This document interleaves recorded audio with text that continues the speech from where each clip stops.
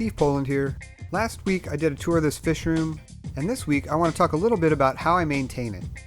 I've done videos about how I do water changes on the tanks upstairs, and I've done build videos about a few of the systems down here, but I've never really shown them in action.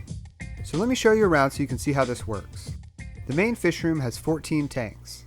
There are two 55s, 6 40 breeders, and 6 10s. So right now it's sitting at about 410 gallons.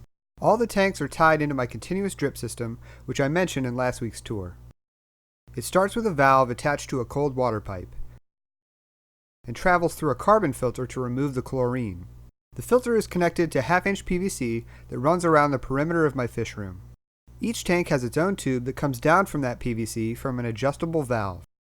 It's held onto the tank with a clamp and offers a steady drip of fresh water. Then, all the tanks except the 55s are drilled for overflows to give the old water somewhere to go. The 55s are an exception because the sides are tempered and can't easily be drilled, so those have overflow boxes instead. Each tank's overflow is connected to a PVC drain system that runs around the room and terminates at a floor drain. The drain system works well for the drip system because the flow is really low, but I do plan to overhaul it in the not too distant future because I made a few mistakes when I put this in that I can't wait to fix. The first problem is that I used 3/4 inch PVC, which is way too small. I also didn't slope the drains enough, so they're too slow. This means that I can't really use it for big water changes like I had hoped. Fortunately, my current method is pretty fast on the drain side, but it does require a bit more work. I use a 1300 gallon per hour pump attached to a garden hose, and it drains the tanks really quickly. The other end then connects to some PVC with a 90-degree angle that I can insert into the floor drain and not be worried that it will slip out. It's annoying having to move it from tank to tank, but it does a decent job as a workaround until I fix the drains. The bottleneck is actually the refilling of the tanks. Since I don't have a sink down here, I teed off my ground floor utility sink and ran a hose. It's stored on this reel attached to the wall and is really easy to use. I just pull it out when I need it. On the end is a PVC fitting that hangs on each tank, which makes it easy to set it and walk away to do something else.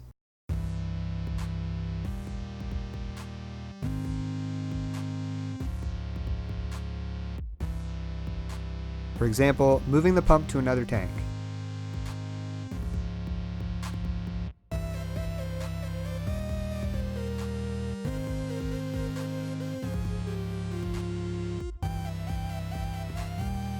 The only bad thing about this is that the water doesn't fill as fast as the tanks drain, hence the bottleneck.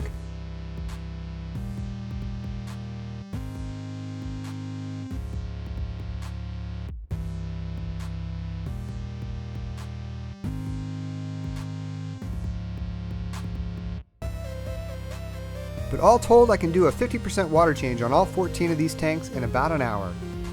And with the drip system, I don't even have to do it every week. I can go 2 or even 3 weeks with no issue. Another system down here that helps me do this is a siphon tube that I installed that connects to my drain. I have a couple of attachments for this, but the one I use most is just an open piece of tubing. I use the siphon starter to get it flowing, and then go around to each tank and vacuum out the waste. The bare-bottom tanks make this process very easy. When I'm ready to move to another tank, I just put my thumb over the end so that I don't have to restart the siphon. I do this at least once a week, and I don't have to bother to top off the tanks because the drip system takes care of that. I use a very similar process to maintain the Growout system that's in my crawlspace. I usually start by draining the radial flow filter because it's designed to collect the majority of the waste from the system. As it's draining, I move the pump around to stir up the waste, and sometimes I'll even use a net or something to help with this process.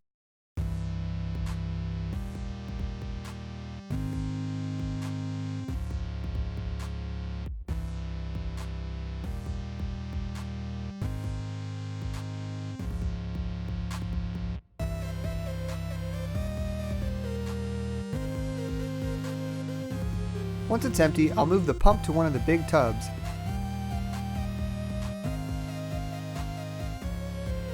and start refilling the barrel while the tub is draining. This saves me a bit of time.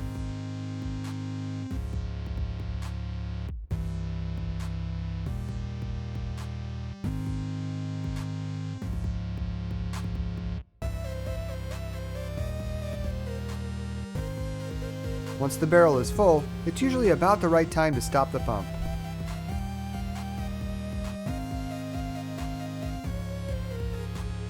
Then I just move the water hose over to the tub and let it fill up.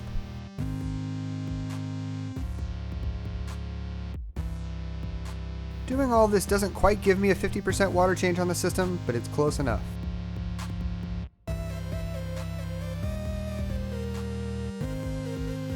If I really want to do a big one, I can just drain the other tub as well.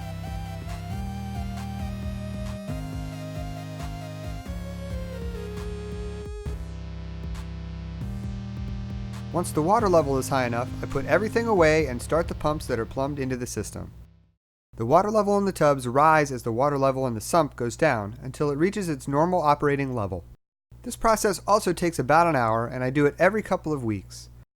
Though now that I have some plants added to the system, I can start to back off from that a bit.